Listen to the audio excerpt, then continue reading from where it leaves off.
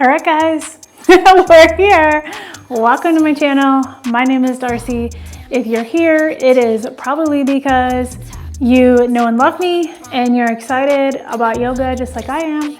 Maybe you're new to yoga and you are just trying to figure out what do you need to know, how do you get ready, or maybe you are also like me. You have done yoga in the past, you did it for a long time, you took a break from your mat, and now you're ready to get back to it. Whatever the reason is that you're here, welcome. I'm so glad to have you. Welcome to Soul-Led Yoga. Today we're gonna get into what to expect. How the heck did we end up here? This, I can tell you, was not on my 2025 bingo card, but now, alas, here we are. So, Soul-Led Yoga and what to expect. I have been talking to a bunch of you and have learned that you don't want one particular thing. You want the whole dang charcuterie and you want options. So I'm going to give you options. What you can expect in the videos that you'll see showing up with Soul-Led Yoga is some classes that are 15 to 20 minutes. They're like an express flow. They're a beginner flow, a level 1 flow that you can do with your kids. You can do without your kids. You can do quickly if you only have a small window of time, or if you're brand new and you are still working on building up your endurance, because we have frankly all been there. You are also going to see on Soul-Led Yoga some longer classes, 60-minute vinyasa classes. Those are my heart. I love 60-minute classes. I will tell you that even though I love a 60-minute class, I have a little tiny human who sometimes bulldozes my practice, and despite best efforts, I just won't get in a 60-minute class that day. But alas, I love them. I also heard that one of your favorite parts of the class is banging music. I come from a yoga community where it was not uncommon to hear 90s rap, some R&B, some pop hits. I had one 6 a.m. class where one of my favorite instructors started the class at 6 a.m. bright and early with regulators mounted up.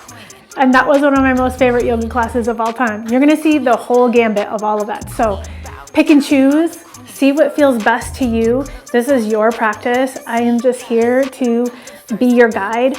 I cannot promise you that every class will be perfect. I can promise you that there will likely be laughing, music, maybe some bad dad jokes, probably some like deep contemplation, introspection, and that you're gonna have a good time.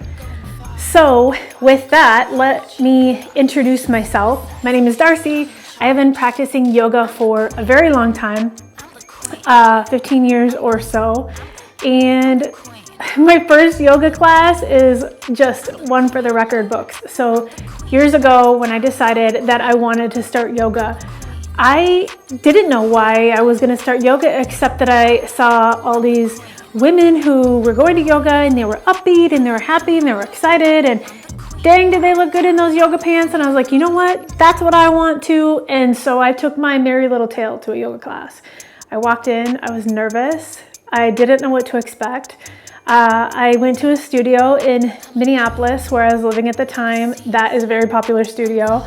And everybody was really happy. They were super friendly. We got into the class. I found a place to put my mat kind of like in the back corner. I didn't even have my own mat, actually. I borrowed a mat from the studio. And class started. And we did a pose called what I call bird dog. And so the yoga teacher guided us to, extend your left hand out and your right foot back. And this is a balancing posture. So even though you're on your hands and knees, you can get kind of wobbly if you don't have that kind of core strength. I was all kinds of wobbly.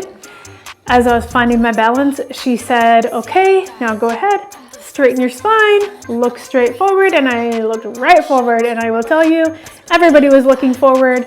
And the gentleman who happened to be in front of me had made a choice.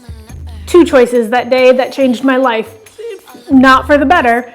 One, to wear bright yellow windbreaker shorts, and another choice, not to wear a lick of anything underneath. And so when I looked forward, I looked right through the yellow shorts and toppled over on my mat because I was not prepared to view any human from that direction. So what I will promise you is Soul-Led Yoga is not that.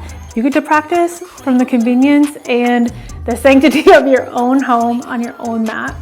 I have practiced lots of different styles of yoga in the entirety of my own practice.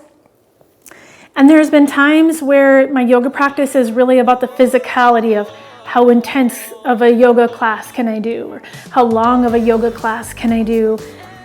But that's not why I became a yoga teacher. The reason that I became a yoga teacher is because I recognize through coaching and guiding other women that when we have dealt with things that are really emotional or really difficult, and I say we because myself included, that sometimes emotions manifest in our body. Sometimes the stress and tension manifests in our body, right? And that may even have shown up for you in your life. It could look like headaches. It could look like, your shoulders are always tight. It could look like tingling in your hands and fingers because your shoulders are tight. It could look like, being in a romantic relationship and your partner tells you something that you weren't expecting and you just feel your gut fall out or you get sick to your stomach. Those are all ways that emotions manifest in our bodies. Those are really simple examples, right, on the surface. But if you have things in your life that are showing up over and over and over and over again, those emotions can live in different places in your body. And when you practice yoga and you practice your breathing, it can move those emotions around and allow you to release them in a way that is soft and helpful and getting back to the breath. Let's talk about breath. When I moved to Arizona years and years and years ago, I found a style of yoga called Bikram, and you may have heard of Bikram or hot yoga before. If you haven't, it is a 90-minute class, and the class is really hot. They heat the room, they add humidity to the room, and then you have a room full of people, hot breath in the whole class, if you will, okay? So the room gets really hot. As you can imagine, you're going through 26 different yoga poses. You do every pose twice, and the room is so hot that as you're breathing and holding different postures, it can make your heart start to race and your breath get fast. And one of the best things that my Bikram teacher ever taught me and that I am going to pass along to you is get back to your breath. What that means is if you're in a class, whether you're in a Bikram class or you're in a soul-led yoga class, and you find that you're not able to control your breath or your heart starts to race, take a minute. If that means standing in Tadasana, stand there and get back to your breath. If that means your heart is racing so fast, that's fine. Take a child's pose. Just get all the way down on your mat. Let yourself come back to center. And if you get through the class and you have done nothing else except control your breath through that entire class, then you won. Today was a success. Okay, so here's the thing about yoga and breath. It is a moving meditation. The more you control your breath, the more you actually create muscle memory and you change the pathways in your brain. So what that looks like is that when you get off of your mat and you go about the rest of your day and you go to work and your coworker says something that would normally get a rise out of you or cause you to get frustrated, all of a sudden that muscle memory kicks in, your breath slows, your heart rate slows, and you can observe and not absorb. And this is really important. There's so much emotional swirl that lives out in the wild. Some of it is our own, some of it is others. But when you can keep yourself out of that emotional swirl that just really isn't helpful for you, then that means you get to show up intentionally. You get to show up in the way that you want to. You get to show up and live the kind of life that you dream about without having this surge of emotion or anxiety. It helps re-regulate your nervous system. And that's what yoga is all about. So I'm really excited to bring soul-led yoga to you, to meet you wherever you're at on your mat. I will tell you that the final reason that I decided to be a yoga teacher is because through coaching women over months and years, I have found that we are in a space where we are all trying to do just a little bit better. You might be trying to do better on your mat. You might be trying to be a better parent. You might be trying to be a better parent to your kids and you felt that your parents were to you, or you might be trying to do a little bit better at your job. And ultimately these patterns set up and they bring things up, and we all need a way to collectively release those things. So as I have worked with women over the last couple of years, what I've noticed is that the women I work with are doing deep work. And some of the men that I work with as well are doing really deep work. They're really changing the patterns, and that will bring stuff up in your body. That tension or that stress that you didn't notice before all of a sudden comes to the surface.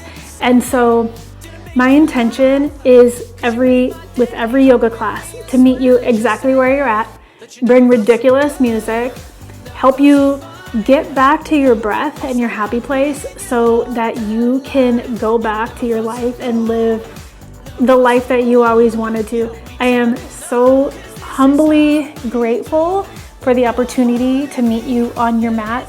Again, whether you're new or you're just coming back, or you've been doing yoga for a long time, maybe you're a mom that just needs to find who you are now, because you're not the same as you were before you had your baby. So thank you for the opportunity to guide your yoga practice.